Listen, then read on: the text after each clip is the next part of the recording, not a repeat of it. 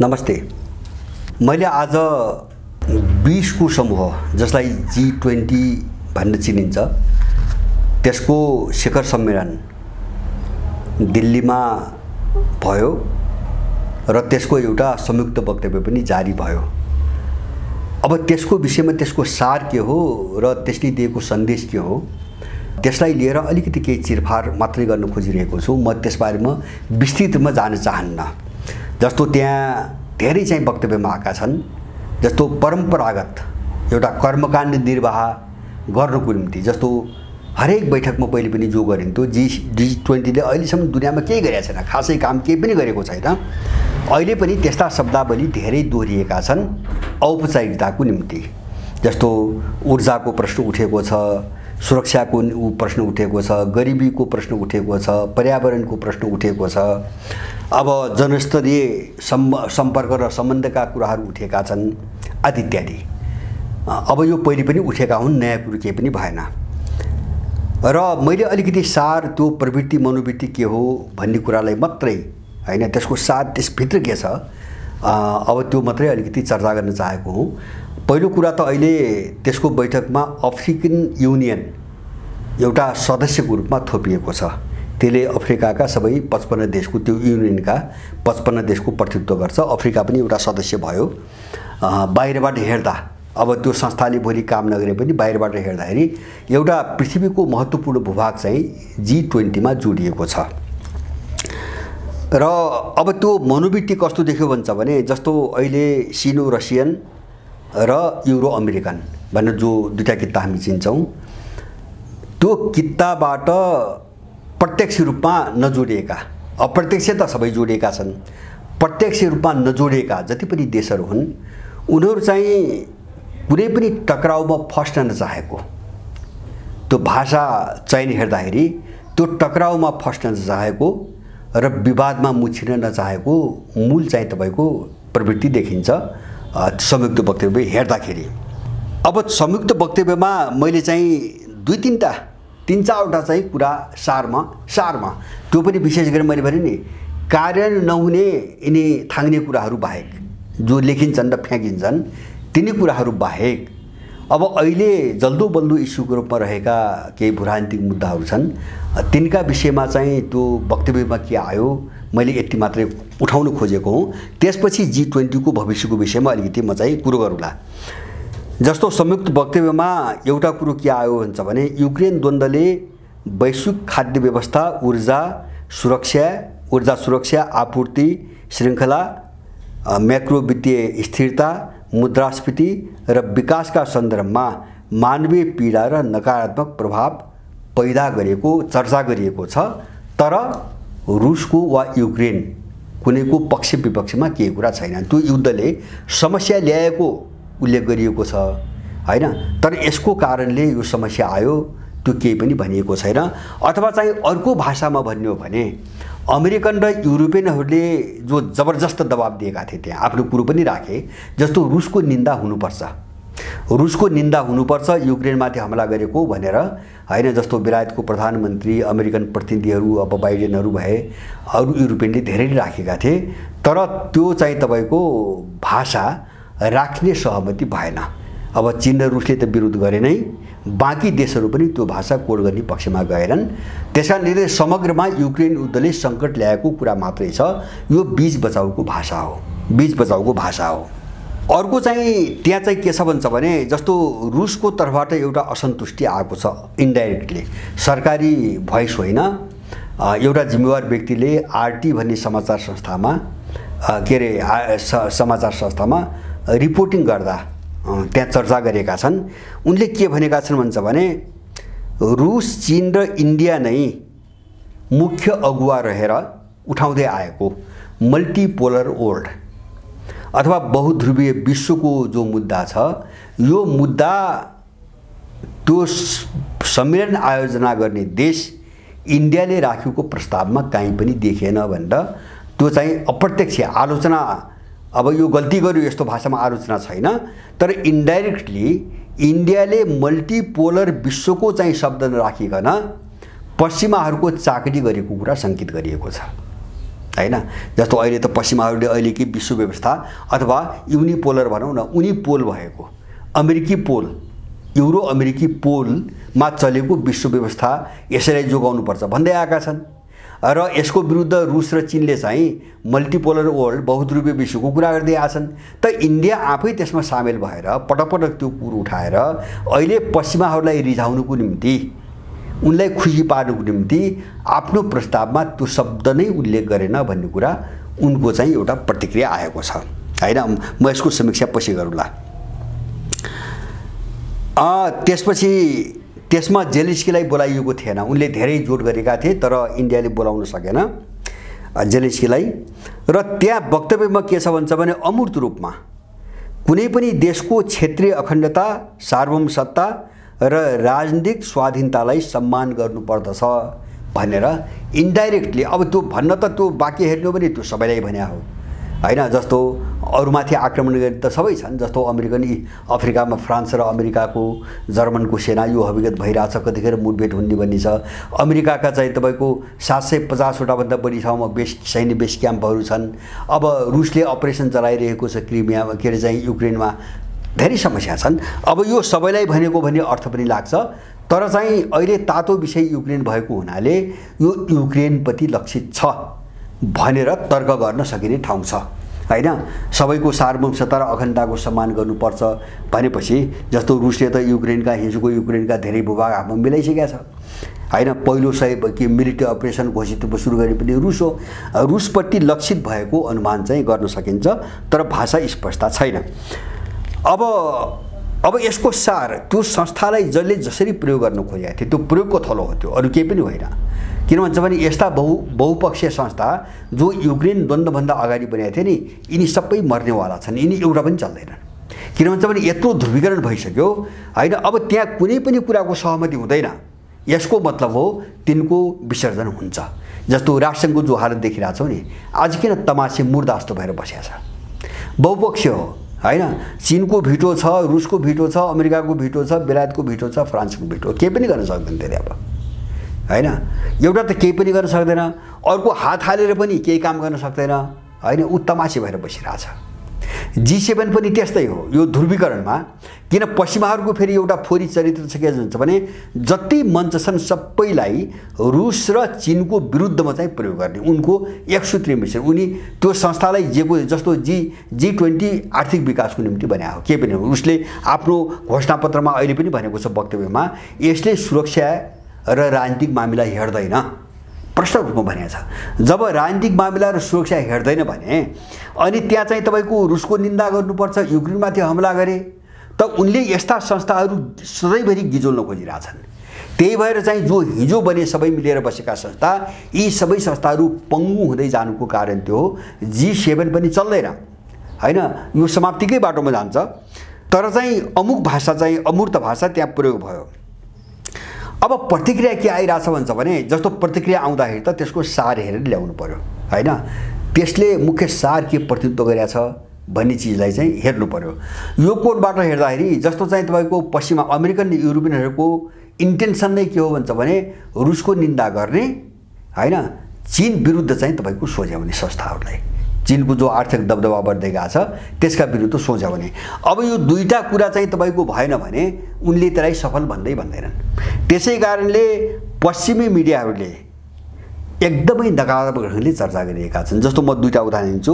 Financial टाइमले 9 सेप्टेम्बरमा के लेख्यो भन्छ भने G20 को बैठक पश्चिमाहरूका लागि ठुलो धक्का हो भनेर लेख्यो। ठुलो धक्का हो किन उनले चाहेको कुरो त्यहाँ आएन। रुसको चाहिँ घोषित रूपमा निन्दा पनि भएन, चीनलाई कन्टेन गर्ने भन्छन् उनीहरू हैन, त्यसलाई घेर्ने नियन्त्रण गर्ने भन्छन् हैन, त्यस्तो कुनै चिज पनि आएन। अब CNN ले पनि त्यस्तै चाहिँ तपाईको आशयमा लेख्यो। उसले के लेख्यो, G20 को घोषणाले युक्रेन आक्रमणको निन्दा गर्न मानेन हैन। उनले फोकस त्यहाँ गरिरहेछन्। त्यो G20 के को निम्ति बन्या उनलाई मतलब भएन। उनको कहाँ आइरहेछ, युक्रेन केसमा रुसको निन्दा गर्न मानेन हैन।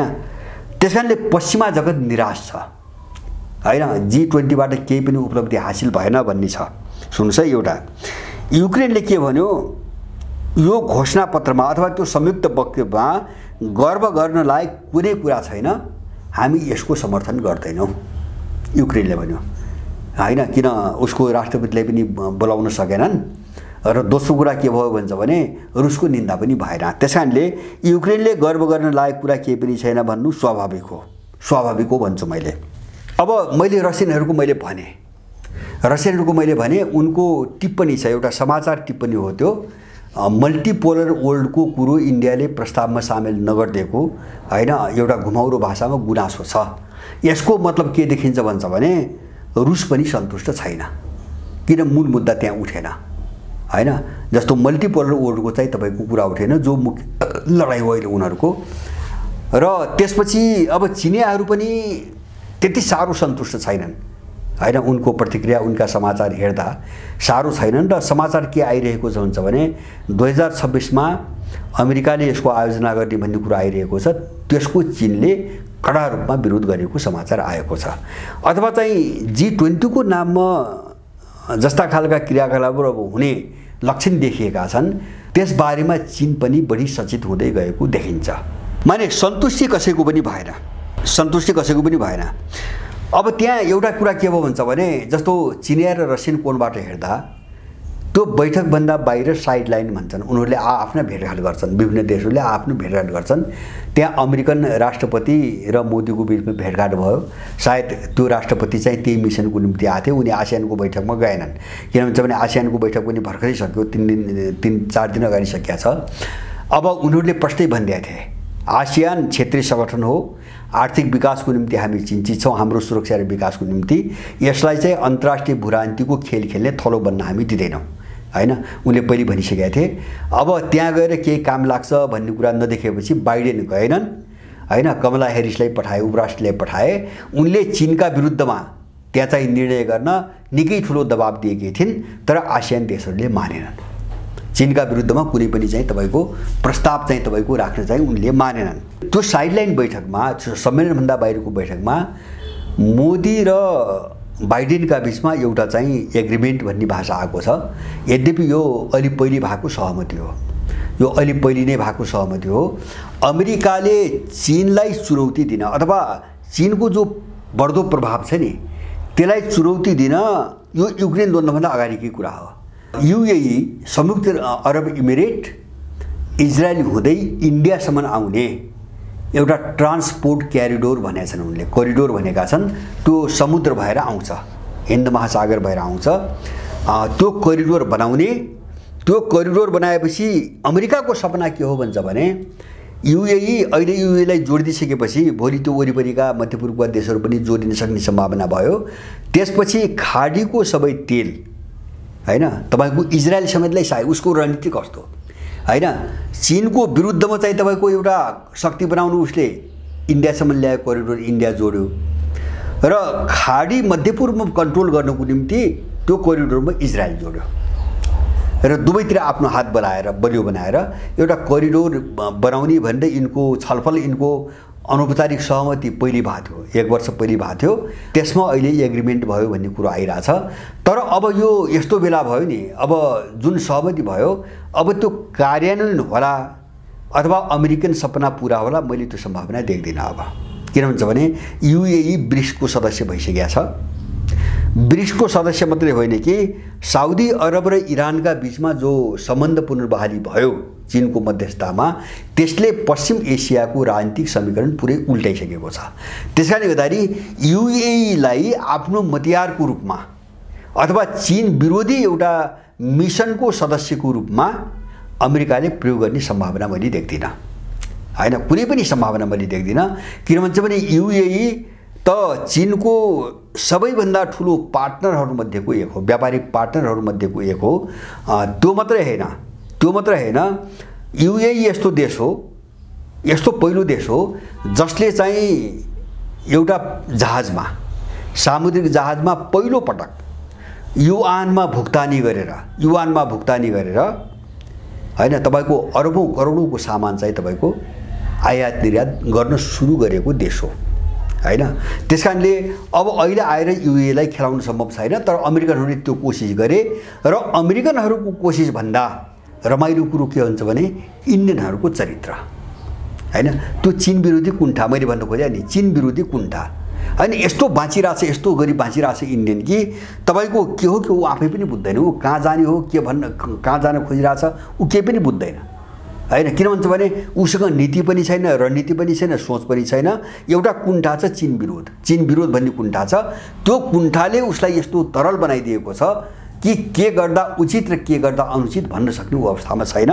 अहिले G20 को बैठकको दौरानमा जो साइडलाइन बैठक भयो अमेरिकनहरूसँग, त्यसमा एउटा यो एग्रिमेन्ट गरेको चाहिँ तपाईको कुरो चाहिँ आएको छ। र यो वक्तव्य कहाँ केन्द्रित छ भन्छ भने मैले जस्तो यो अकर्मण्यता, अब यो G20 पनि औचित्य सकियो भन्ने कुरो कहाँबाट देखिन्छ भन्छ भने त्यसले एउटा भाषा चाहिँ दोहोऱ्याइरहेछ। जस्तो चाहिँ तपाईको राष्ट्रसङ्घको नेतृत्वमा हैन, अथवा चाहिँ संयुक्त राष्ट्रसङ्घको बडापत्र अनुसार, अन्तर्राष्ट्रिय कानुन अनुसार र त्यसको नेतृत्वमा पहलमा हैन सबै काम हुनुपर्छ, सुरक्षाका कुराहरू अरू कुराहरू भन्ने कुरा दोहोऱ्याएको छ। हो, त्यो चाहिँ सामान्य तर्कमा हेर्दाखेरि त्यो उचित हो, किन राष्ट्रसङ्घ सबैको साझा संस्था हो र त्यसको बडापत्र अनुसार काम गर्नु सबैको कर्तव्य हो, त्यसलाई समर्थन गर्नेहरूले हैन। यो आदर्शको कुरा त भयो, तर अब यतातिर जिम्मा फ्याँकेर राष्ट्रसङ्घले गर्नुपर्छ भन्ने भाषा राखेर G20 ले जसरी वक्तव्य जारी गर्यो नि, त्यो अकर्मण्यताको चाहिँ नतिजा हो हैन। जस्तो आफूले केही गर्न नसक्ने भएपछि उसलाई देखाएर पन्छाइदियो, किन राष्ट्रसङ्घ आफै चाहिँ बेहोस भएर ढलिसकेका छ, न केही बोल्न सक्ने न केही गर्न सक्ने हालतमा छ, ऊ आफै चाहिँ अर्धबेहोस अवस्थामा छ। त्यसकारणले गर्दाखेरि G20बाट अब ठुलो कुरो केही पनि हुँदैन भन्ने कुरा यतिबाट नै देखिन्छ हैन। अब यसको अर्को एउटा पाटो जस्तो इन्डियन चाहिँ मेन्टालिटीको म जोड दिन्छु है यसमा पनि।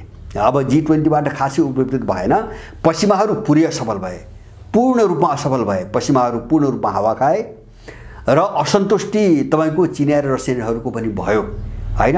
तर पश्चिमाहरू जस्तो चाहिँ विरोध र आक्रोश होइन, यिनीहरूको धेरै गुमिया छैन।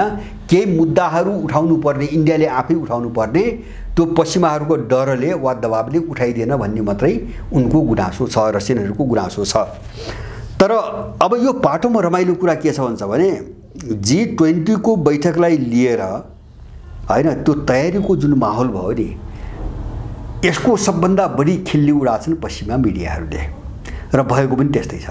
जस्तो इन्डियन मिडिया पनि हेर्नुभयो भने, विपक्षी मिडिया भनौँ न, अब बीजेपी इतरका जो मिडियाहरू हेर्नु हो भने अहिले दिल्लीमा तपाईँ युट्युब हेर्नु, समाचार पत्र हेर्नु, दिल्लीमा सडकमा हैन मोदीको चाहिँ फोटो छ, सडकमा मोदीको फोटो छ हैन। अब त्यो G20 भन्ने मात्रै लेखिएको छ, अरू G20 को नामो निशान छैन, मोदीको प्रचार छ सडकमा।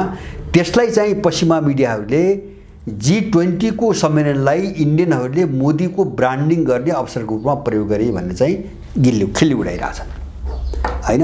मोदीको ब्रान्डिङ गर्ने एउटा हतियारको रूपमा प्रयोग गरे। यो G सम्मेलनको जो मर्म हो नि, त्यो मर्म अनुसार चाहिँ इन्डिया चाहिँ जान खोजेको चाहिँ तपाईको देखिएन। अर्को चाहिँ इन्डिया भित्र र बाहिर पनि निकै ठुलो विरोध र खिस्तीहरूको विषय के भयो भन्छ भने यो बैठक गर्दाखेरि इन्डियाले जस्तो त्यहाँ चाहिँ झुपडबस्ती भन्छ हैन, तिनी के रे खोला नदीका किनारमा बसेका बस्तीहरू, छाप्राहरू हैन, प्लास्टिकका छाप्राहरू, सुकुम्बासी बस्तीहरू, अथवा चाहिँ राज्यले बस्न अनुमति दिएका कतिपय बस्तीहरू जो गरिबका बस्ती छन्, तिनी सबैलाई वरिपरिबाट या त भत्कायो आफैले बसालेका मान्छेहरू, या त भत्कायो, सबै बेवारिसी बनायो र या के गर्यो भन्छ भने ठुल्ठुला पर्दा लगाएर तिनीलाई छोप्यो। त्यो G20 का कुनै पनि मान्छेले नदेखुन्, प्रतिनिधिहरू नदेखुन् भनेर त्यसलाई छोप्यो हैन। यसको व्यापक रूपमा विरोध भयो र इन्डियन मिडियाहरूले, केही मिडियाले, केही जिम्मेवार मान्छेले के उठायो भन्छ भने अहिले मागेर खाने गरिबहरू, मागेर होइन, तपाईको आकाशमुनि सुत्ने घरै नभएका इन्डियन नागरिकहरूको जनसङ्ख्या 20 करोड रहेछ अहिले इन्डियामा हैन, 20 करोड रहेछ अहिले। यो तथ्य उठाइरहेछन्, 20 करोड मान्छेको सुत्ने घर छैन र 12 करोड मान्छेले मागेर खाइरहेछ, एकदमै सडकमा मागेर खाइरहेछ हैन।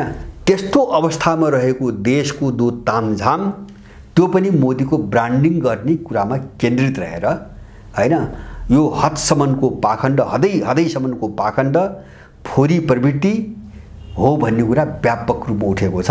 र देखिन पनि के देखाएको छ भन्छ भने इन्डियनहरूले अब मोदीको ब्रान्डिङै गरे हुन्। किन भन्छ भने अब G20 को बैठक हो, त्यो मोदीको फोटो चाहिँ सडकभरि 10-10 मिटरको दूरीमा मोदीका फोटो राख्न आवश्यक थिएन। किन त G20 को बैठक हो, त्यहाँ मोदीको फोटोको कुनै सन्दर्भ औचित्य प्रसङ्ग केही पनि छैन, हैन।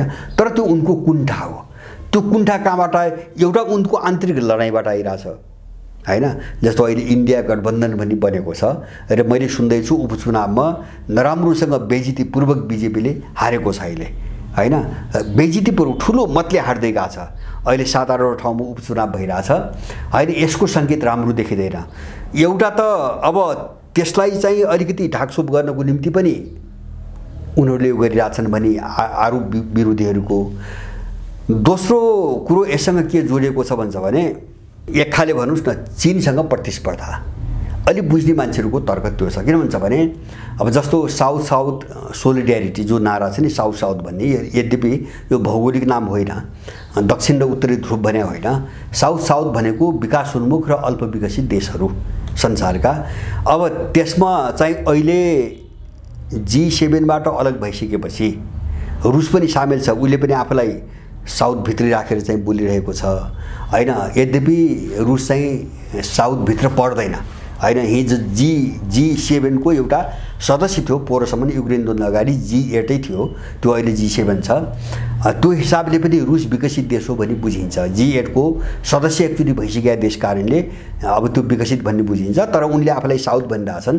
तर मूल रूपमा साउथभित्र अहिले आर्थिक रूपमा सबैभन्दा माथि रहेका अथवा अरू हिसाबले, हैन, सैन्य हिसाबले आदि इत्यादि GDP को हिसाबले अब ठुला देश भनेको चीन र इन्डिया नै हो, ब्राजिल छोडिकन। ब्राजिल, दक्षिण अफ्रिका, अथवा टोटलमा भन्नुहुन्छ भने मूल चाहिँ पात्र भन्नुहुन्छ भने चीन, इन्डिया, ब्राजिल र दक्षिण अमेरिका नै हो मूल पात्र। साउथ साउथ भन्ने कन्सेप्टको मूल पात्र यिनै हुन्। अब यसको लिडरसिप कसले लिने, नेता को भन्ने एउटा ठुलो कुण्ठा इन्डियनहरूमा छ, हैन।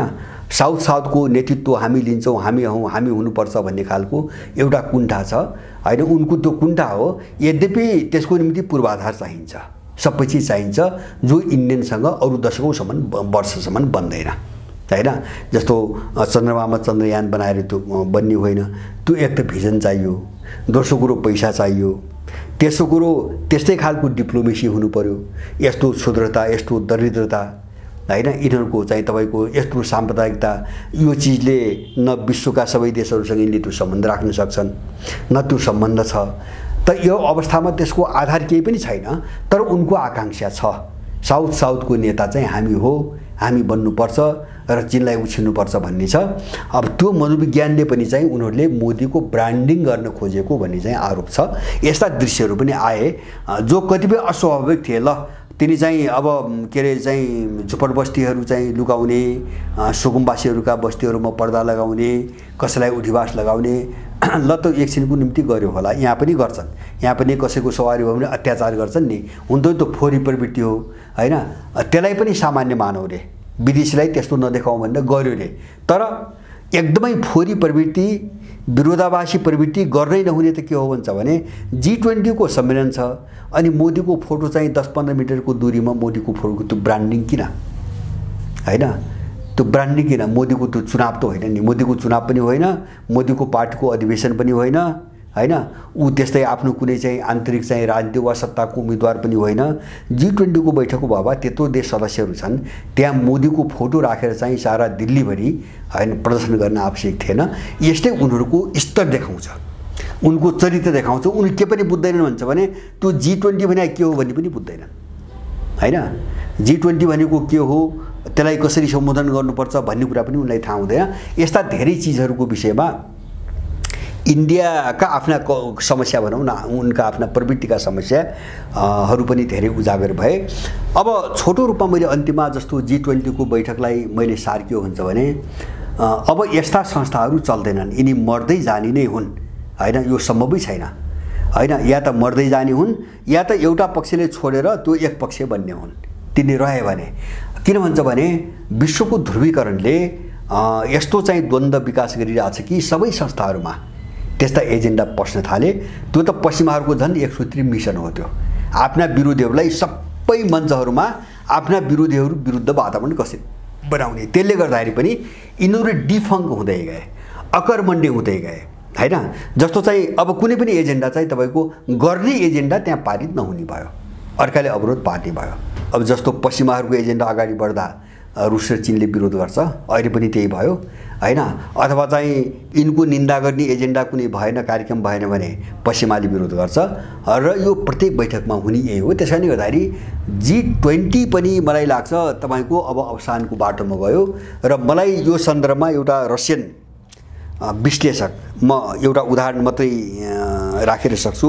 त्यो रसियन विश्लेषकको एउटा भनाइ G20 को बैठकको 2 दिन अगाडि RT मा आएको छ है। मैले त्यो हेडिङको शीर्षक RT रसिया टुडे जो समाचार छ अब त्यसमा आएको छ।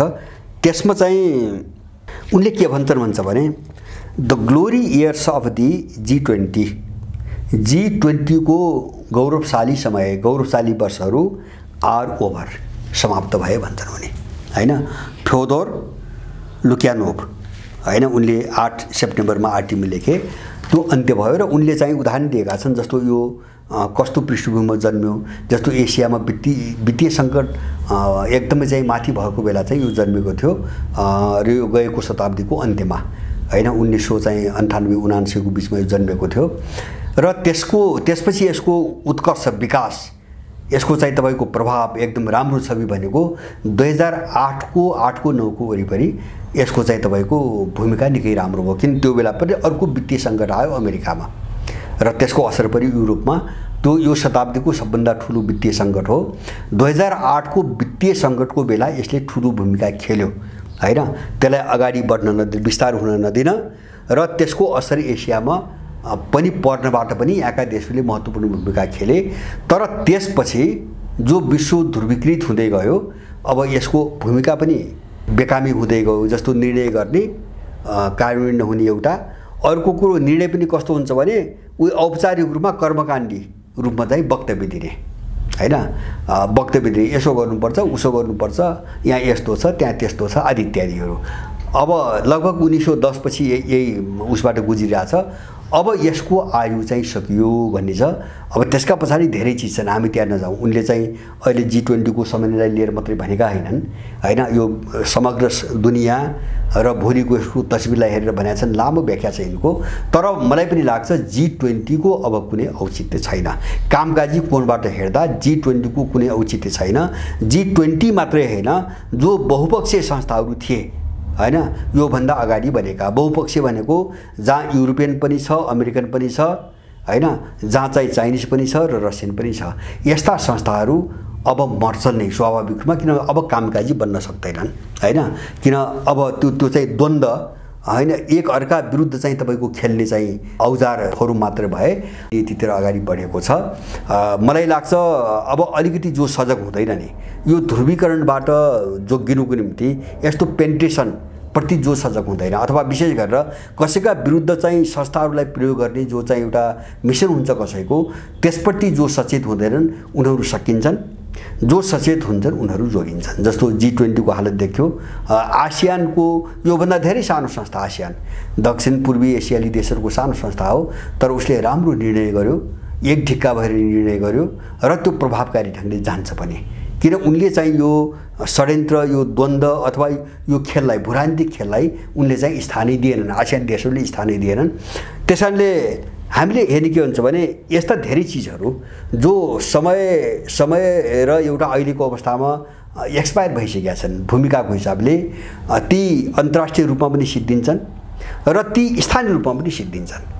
जस्तो नेपालभित्र पनि सिद्धिन्छन्। हामीले देखिरहेछौँ नि, जस्तो अहिलेको जो दलाल किता छ नि, यहाँको सत्तामा दलाल किता, यो किन सङ्कटग्रस्त हुँदै गयो त भन्छ भने यो अकर्मण्य हुँदै गयो हैन। एउटाको दलाल हो, त्यो खुलेर उभिन पनि सक्दैन हैन, अथवा चाहिँ आफ्नो खुट्टो टेकेर एउटा आफ्नो स्वतन्त्र चाहिँ तपाईँको पोस्टर बनाउनु पनि सक्दैन, हुने स्थिति पनि छैन।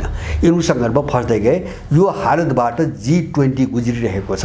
अब यसबाट धेरै आशा गर्नुपर्ने चाहिँ मैले चाहिँ देख्दिनँ र त्यस्तो खालको वक्तव्यमा त्यस्ता खालका ठोस कुनै कार्यक्रम पनि भएका छैनन्। र मलाई के लाग्छ भन्छ भने सबै दुनियाँ आफ्नो तयारीमा गएको छ। जस्तो G20 मा पुटिन र चाहिँ तपाईँको सी किन आएनन्, यसको विधाय नै हो मैले बुझेको, अरू केही पनि होइन होइन। किन उनको वृक्ष बनिसक्यो होइन, एउटा रणनीतिक मिसनमा एक ढिक्का भएका शक्तिहरूको एउटा वृक्ष बनिसक्यो, एससिओ छँदैछ। अनि ऊ G20 भनेर त्यो किचकिच अमेरिकन र युरोपियनसँग उनी किन त्यहाँ बल्झिराख्छन् होइन। जस्तो उनको पनि अर्को छ, जस्तो पश्चिमाहरूले बनाइरहेछन्, सामरिक रूपमा बनाइरहेछन्, अमेरिकाले अकुस बनाइरहेछ, क्वाड बनाइरहेछ, इन्डो पेसिफिक बनाइरहेछ, युरोपियनले अर्को बनाइरहेछ। त आफ्नो रणनीति जोसँग मिल्छ तिनका आफ्ना बन्दै गए, यिनी जो साझा थिए एक कोही पनि चल्दैनन्। त्यसको शिकार G20 यो बालीको सम्मेलनमा पनि भएको हो पोर होइन। अब त्यो सम्मेलनमा जे लेखे त्यहाँ एउटा फुटिए कौडी एउटा चिज केही पनि काम अगाडि बढेन, केही पनि भएन वक्तव्य बाहेक। अहिले पनि स्थिति त्यही हो। त्यसकारणले गर्दाखेरि G20 मलाई लाग्छ अब अर्को वर्ष एक वर्षसम्म एनकेर जाला होइन। किन भन्छ भने अफ्रिका र ब्राजिल आयोजक छन्, दुईटै देशले आयोजना गरेका छन्। अब दुवै ब्रिक्सका सदस्य हुन्, त्यसैले एउटा पक्षले त्यहाँ चाहिँ जोड त दिने भयो त्यसलाई सफल बनाउन। अब यसपछि मलाई लाग्छ त्यसको कुनै औचित्य हुँदैन। किन भन्छ भने अब सबै कहाँ लागे, आफूसँग भएको खर्च कहाँ गर्ने, पैसा लगानी कहाँ गर्ने, जनशक्ति लगानी कहाँ गर्ने, मित्रता कोसँग गर्ने, यत्रो ध्रुवीकरण छ। अनि त्यो नसोचिकन अब यो चाहिँ औचित्यहीन झगडा अब मतभेद हुने ठाउँहरूमा त्यो कसैले पैसा लगानी पनि गर्दैन, कसैले त्यहाँ समय खर्च पनि गर्दैन, कसैले त्यसबारेमा टाउको पनि दुखाइदैन। G20 पनि यसैको चाहिँ तपाईँको शिकार हुने दिशातिर गएको देखिन्छ अहिलेको शिखर सम्मेलनको तपाईँको वक्तव्य हेर्दा।